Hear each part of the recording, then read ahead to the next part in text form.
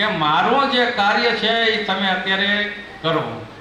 હવે ટૂંકમાં એક વાત લઈ લઈ કે જ્યારે આ કુંકા વાવની અંદર મોટી પ્રતિષ્ઠા પાદરની અંદર છે તે એના સંકલ્પથી જે કંઈ થયું હોય તે થયું હોય, પણ નિમિત્ત કોને બનાવ્યા? ભક્તોને, કે તમે કરો. એટલે મૂર્તિ પધરાવી દીધી અને બધું થયું. એ મૂર્તિ પધરાવી ધામધૂમ કરી શંકરાચાર્ય પોતે આવી અને મૂર્તિની સ્થાપના હોત કરી. જગતગુરુ શંકરાચાર્ય દ્વારકાના એ સમયે આવ્યા હતા અને સ્થાપના કરી. શું કામ ને? એ સામાન્ય કોઈ આવે વિદ્વાન હોય તો નહીં કરે, પણ એમની જે ડિગ્રીઓ હતી ને મહારાજની, એને કહેતા આવા વિદ્વાનો જો આ પૃથ્વી પર હોય તો આપણે એની સ્થાપના કેમ ન હોવી જોઈએ? તે પોતે આવીને કરી છે. તો એ મૂર્તિની સ્થાપના થઈ પછી ભગવાને બધાને એટલા બધા સુખિયા કરી દીધા. એટલે મહારાજ શું બોલ્યા જુનાગઢ? પછી અમે કુંકાઓથી સમયો કરીને જુનાગઢ કે મહારાજ બોલ્યા કે તમે તો મને 3 લોકમાં છતો કરી દીધો. ભક્તોને કેટલો એમ થઈ જાય કે આપણે ભગવાન હતા થાય ને. આજે હું તમને છગન ભગત બેઠા છે, ઘનશ્યામ ભગત બધા બેઠા છે, ઓહો તમે તો આવડો મોટો સમય જબરો કરી નાખ્યો એમ. એટલે એને એમ થાય ને ઓહો અમે તો ખરેખર કામ કર્યું. પણ જ્ઞાની છે એટલે એને શું કીધું કે ભાઈ અમે તો ખાલી ઓલા ગેડિયા ભરાવનારા છે, બાકી તો તમે ટચલી આંગળી ઉપરનારા તો તમે છો. શું છે? પણ કરવું તો પડે ને. અમે તો ગેડિયા ભરાવ્યા છે, બાકી તો ટચલિયાની તમે ધરી રહ્યા છો. એવું ભક્તને સમજણ હતી. પણ ભગવાને ભક્તને એવડા મોટા કરી દીધા કે તમે તો મને ત્રિલોકમાં છતો કરી દીધો. ભગવાનને છતો થવું પડે છે ક્યાંય? પણ આ લોકમાં જ્યારે આવે છે ત્યારે સમજી લેવું કે રીતથી ઉપર જતા નથી, ઉપરવટ થતા નથી. ટાણું આવે તો થાય ખરા, એવું કંઈ નથી. આ કીર્તન બોલ્યા, જો કોઈ બધાએ ધ્યાન દીધું ને સાંભળ્યું હોય તો એક એક ચમત્કાર ને એક એક પચ્ચાની વાત છે. એક એક ચમત્કાર ને એક એક પચ્ચાની કડીઓ છે. ધારે જઈને ઇન્દ્ર બોલાયો, વર્ષાવ્યો અમૃત વેગ, ભીંજાતા મંદિરે આવ્યા. આવા કીર્તન બોલ્યા જ ભગત. આ એક એક કીર્તન તમે સાંભળજો, બધાએ ધ્યાન દેજો. એમાં બધી ભગવાનના લીલા ચરિત્રો, એનો મહિમા, એ જ બધા કીર્તનો છે. પણ જો આપણે ખ્યાલમાં આવે તો જૈન ડેરામાં જઈને કળશ ચડાવ્યો, એ કડી બોલ્યા, પણ હકીકત શું છે એ કોને ખબર હોય? એ તો જ્યાં ભેગા હતા ને અનુભવ્યું છે એને ખબર હોય. કે જે તે સમયે મહારાજ વંથલીની અંદર વિરાજમાન હતા. આ શ્રાવણ માસની કથાનો સમય હતો. શ્રાવણ માસની કથા ચાલુ હતી ત્યારે જૈન મંદિર છે વંથલીની અંદર મોટું. તે વંથલીની અંદર જૈન મંદિર પૂર્ણ થયું. અમને એમનો જે કળશ વિધિ હતો તે એમના રીત રિવાજ પ્રમાણે એમના જે અન્વયો હતા એને જે વિધિ થતી હતી કરી અને કળશની વિધિ કરીને ઉપર ચડાવ્યો. હવે કળશ ચડાવે અને સવાર થાય કે હેઠે આવી જાય. પછી સવારમાં દર્શનાર્થે જાય ત્યારે કે લે આ તો કળશ આપણે સાંજે ચડાવ્યો હતો ને પાછો હેઠો કેમ આવી ગયો? પછી ફેર બીજે દિવસે વિધિ કરી જે હતા એ નથી અને પાછો ચડાવ્યો તો પાછો નીચે આવી ગયો. કે 3 વખત એ કળશ ચડાવેલો વિધિ કરેલો નીચે આવ્યો. પછી એમના જે આગેવાનો વણિકો હતા, શેઠિયાઓ કહેવાતા, જે તે વખતે ધનાઢ્યો હતા અને કાયમ મહારાજની કથા સાંભળવા આવતા હતા. અને ભગવાનની છટાન કળા એટલે એને પ્રસ્તાવ મૂક્યો કે ભાઈ સ્વામિનારાયણ સંપ્રદાયની જે અત્યારે મંદિરે કથા વાંચે છે એ સંત બહુ ચમત્કારી છે, આપણે એને કંઈક વાત કરી તો આ કે ભાઈ આમાં શું વિઘન આવે છે એમ કંઈક કહી.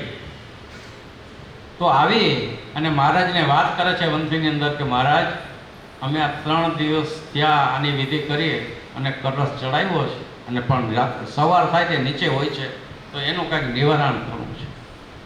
તો મહારાજ ક્યાં છે? તો કે હાલો મહારાજ આવે છે. મહારાજ આવે છે કૃપાયા કરીને. આવી મહારાજ ગમે ત્યારે નીકળે, હાથમાં છડી રાખી, આ છડીવાળી મૂર્તિ છે ને એ છડી મહારાજ હાથમાં ગમે ત્યારે પધરામણી નીકળે કે ગમે ત્યાં નીકળે હાથમાં છડી રાખતા. આ મહારાજે આમ છડી અડાડી ચડાવી હતી. મહારાજ ક્યાં ચડાવી હતી? એટલે આજની તારીખમાં અખંડ છે એમને. કોઈ મંત્રી જાઓ તો દર્શન કરજો એ મંદિરમાં. વિચાર કરો. પણ એ છતાંય કહેવાનું શું કે ક્યાં લગી પહોંચ્યા હોય? જે આપણે જે આ બધા બેઠા છે સમજી છે ને એ લગી ન પહોંચ્યા તો નક્કી માનજો. ઓહો, મોટા વિદ્વાન, વચન સિદ્ધિ કયો, સામર્થ્ય વાળા કયો, વિધિ વાળા કયો, જે કંઈ ઉપમા દેવી દે, પણ એ આપણે જે બધાને નિશ્ચય ને ભક્તિ છે એવી ભક્તિ કોઈના હૃદયમાં આવે નહીં. હા, એટલું વિચારી જો શરણમાં જાય, વર્તમાન ધારણ કંઠી બાંધે, ગુરુ ધારણ કરે તો એ મોક્ષનો ભાગીદારીમાં કોઈ સંશય નથી, નક્કી માનજો. પણ એ થવું માં કઠણ છો. એ તો જેને ચમત્કારને પરચાઓ જેને દેખાય ને કાંઈક માનના સંકલ્પ પૂરા કરે ને અહીંયા એમ થાય છે, ત્યાં લગી થતું નથી. ભગવાને પૃથ્વી પર અનંત લીલાઓ કરી છે, અનંત કરી છે. અનાદિ શ્રી કૃષ્ણ આખું પુસ્તક છે એની, ઠેઠ પહેલેથી શરીર લગી. પણ આ બધા એનાથી પૂર્ણ છો એટલા માટે આપણે એમાં જે તમારી બધાની સ્થિતિ થઈ ગઈ છે, જ્ઞાન સમજણ છે, એટલા માટે આપણે આ અખિલ બ્રહ્માંડીય સાંપ્રદાયિક મુક્તિ વ્યવસ્થા એનું જે આપણે વાંચન કરીએ છીએ એ શું છે? ઉચ્ચ સ્થિતિની વાત છે. એટલા માટે એનો અભ્યાસ કર્યો છે. સામાન્ય જ્ઞાન નથી. સામાન્ય જ્ઞાનથી ઉચ્ચ સ્થિતિની વાત છે કે ભગવાનના સ્વરૂપમાં મનની વૃત્તિ રાખવી અને ભગવાને આજે રચના કરી છે ગ્રહસ્થમાં દીક્ષા આપીને, એ રીત માટે તમારી સ્થિતિ કેવી છે એનું જાણપણું આપવા માટે ઉચ્ચ પ્રકારનું જ્ઞાન છે. માટે આ ભક્તોએ અહીંયા એ બધા અહીંયા જે આયોજન કરેલું છે, મહારાજ છે, જસવંત ભગત છે, એમના દીકરાઓ છે, કેશુ બાપા છે, કે જે કોઈ અહીંયા અગ્રસરો જે કોઈ હોય તે બધાની મને ખ્યાલ નથી, પણ એ બધા જ્ઞાની પુરુષોએ એવું નક્કી કર્યું કે જો અખિલ બ્રહ્માંડીય સાંપ્રદાયિક મુક્તિ વ્યવસ્થા એ જે મહારાજનું લખેલું છે તો બધાને ખબર પડે કે આપણે ગ્રસ્તમાં રહી અને આવી સ્થિતિ જો મેળવી તો મોક્ષના માર્ગમાં કોઈ પણ પ્રકારની વિઘ્ન રહે નહીં. એટલા માટે આનું આયોજન કર્યું છે. બહુ સારી વાત છે.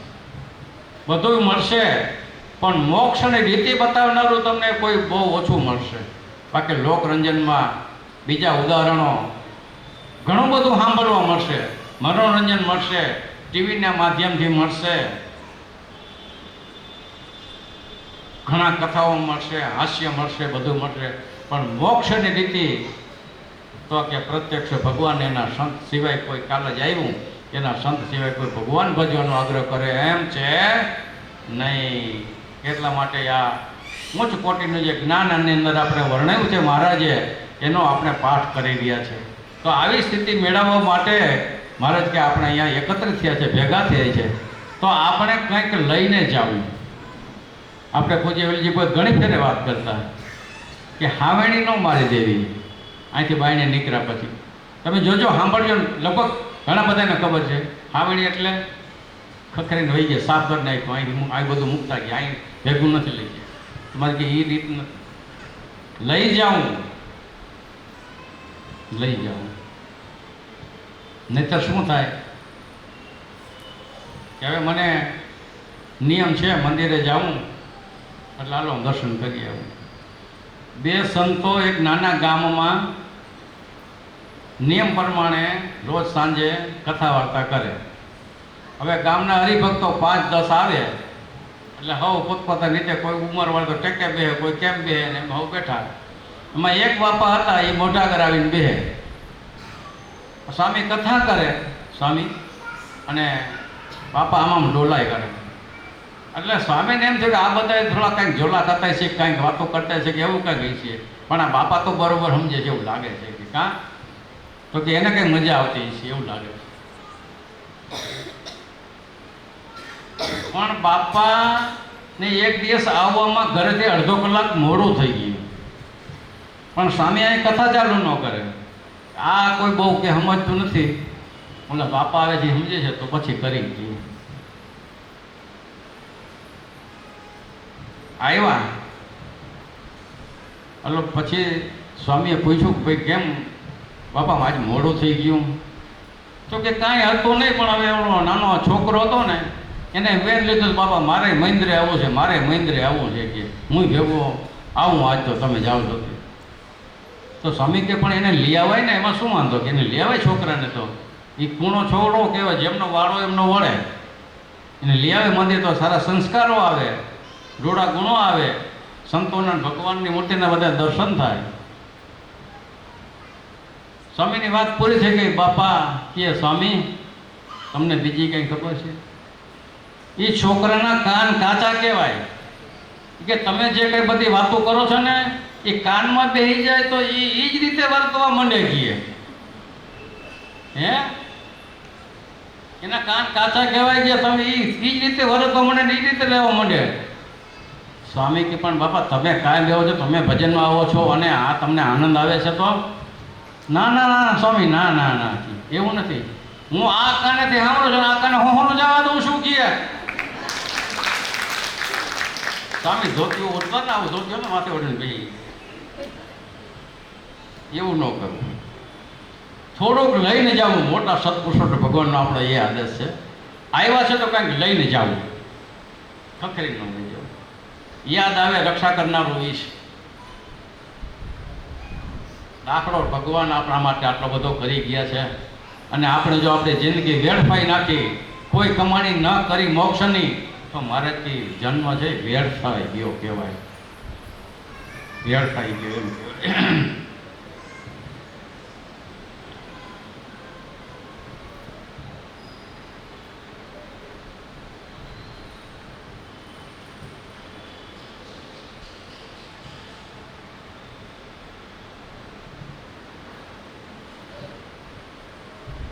ભગવાન સંતપતિ એવા દયાળુ છે, જે પોતાના શરણે આવેલો જેવો થઈને તેની સાથે ભળીને તેનું ધાર્યું કરીને મરજી સાચવીને તેને રાજી કરીને તે પોતાનામાં ભેળવી લે છે.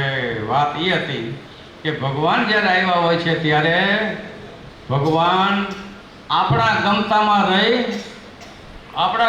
રહીને બધું કરે છે. આપણા ગમતામાં ભગવાન રહ્યા છે. આવું અનુભવેલું છે. મહારાજ પાસે દર્શન કરવા જતા ને, આપણે ઘરેથી નક્કી કરીને ગયા હોય કે આ ભગવાનને આપણે વાં જઈ આટલા વાગે પહોંચશું. મહારાજ આમ લખતા હશે તો આટલી ટાઈમ આપણે નવડાવી લઈશું. આટલી વાર નવડાવી પછી કે આપણે બપોરે જમીન પ્રસાદ લઈ ને 4 વાગ્યાની બસ પાછા આવતા આપણે ઘરે પહોંચી જઈશું. આવું નક્કી કરીને ગયા હોય. એટલે મહારાજના દર્શન કરી દંડવત પ્રણામ કરીને બેઠા હોય કે મહારાજ અમારે તમને સ્નાન કરાવવું છે એવો સંકલ્પ છે. મહારાજ કે હાલો લ્યો, ક્યાં અમે ના પાડી હતી. પોતાનું કાર્ય બધું મૂકી 10 વાગ્યા હોય તો ભલે, બપોરના 2 હોય તો ભલે, સાંજના 5 હોય તો ભલે. ભક્તોને ટાઈમે કોઈ કીધું છે મહારાજ અમને તમને નવડાવે તો મહારાજ કે હાલો. આવા 1-2 નહીં પણ જે કોઈને અનુભવ છે ને બધાને ખબર છે કે હજારો આવા ભક્તોએ એ રીતે લાભ લીધા છે. પણ ભગવાન એના ગમતામાં જ. પછી કેમેરા લઈને ગયા હોય, મહારાજ મારે આ જ ફોટો પાડવો છે, મહારાજ મારે આમ તમે રહ્યો તો ફોટો પાડવો છે. એ મહારાજ માથે થોડા ફૂડ રાખ્યો તો એવો ફોટો પાડવો હોય તો મારી કાન રાખ્યા પાડી લે. તો મારે તમે અહીંયા ઊભો રહ્યો તો સારો ફોટો આવે, મારી કાન અહીંયા ઊભો રહી જાઓ. વિચાર કરો. આ મારે જે આટલે લખ્યું છે શું કામ ને? તો આપણે સામાન્ય દાખલો વાત કરી કે આપણે જો કોઈના ગમતામાં રહી તો વેત થાય કે ન થાય એને તમારા વિશે એનું કઈ જ કરો, વેત થાય કે ન થાય? સેજે થાય. શું કામ ને? તો કે આપણે જેમ કહીએ એમ કરે છે, કઈ આગળ માણસ એમ થાય ને. તો આપણે ભગવાનને હેત કરવા માટે કાંઈ સ્વાર્થ તમારી પાસે લેવું નહોતું. હેત કરવા માટે ભગવાનને ભક્તો જેમ વાળે એમ વળતા હતા ભગવાન. વિચાર કરો કે મહારાજ હવે તમે આ થોડીક વાર પલંગમાં ફોટો તો એવો ફોટો લઈ લે સુખ થયા જેવો. તો મહારાજ ક્યાં પોટી ગયો, હાલો લ્યો. વિચાર કરો. તે મહારાજ અમારે ગામ પધારશો તો મહારાજ ક્યાં આવશું? આવ્યા છે. એટલા માટે મહારાજે આપણને પોતાનામાં હેત થાય એ રીતે આપણી રીતે વર્તા છે કે ભગવાન કે અને બોલ્યા એક ફેરે આમ ભગવાનની જે રૂમ રહેતા ત્યાં આગળ એક બોર્ડ હતો ભગવાનની જે ડિગ્રી હતી ને એની, કે આટલી ડિગ્રી કોઈને હોય ને અને એને તમારે કે મળવું હોય ને તો અગાઉથી પરમિશન લેવી પડે. જે ઉદાહરણ મોટો હોદ્દેદાર હોય એને મળવા માટે કેમ લેવું પડે? પણ કે અમે આજે ફેરે આ કોઈ મોટાઈ રાખી નથી. કોના માટે? તો કે તમારા માટે. તમારા માટે એટલે આપણે ગરીબડાઓ માટે. જેના માટે તમે જાઓ ને નિવૃત્ત થઈ જાય. લેખન કાર્ય છોડીને કોઈ દિવસ કોઈને જવાબ દીધો નથી, પણ ભક્તો એના વિશે સ્નેહવાળા અને મહિમાવાળા હતા, તો એ તરત જ ભગવાન એને બધું મૂકીને એને ભેગા ભળી જતા. જેમ ગોપીઓને વાંસળીનો અવાજ સૂર્ય કાને પડે અને જે ભેગી થઈ જાય ને ભગવાન હારે જેમ રમતા, એ રીતે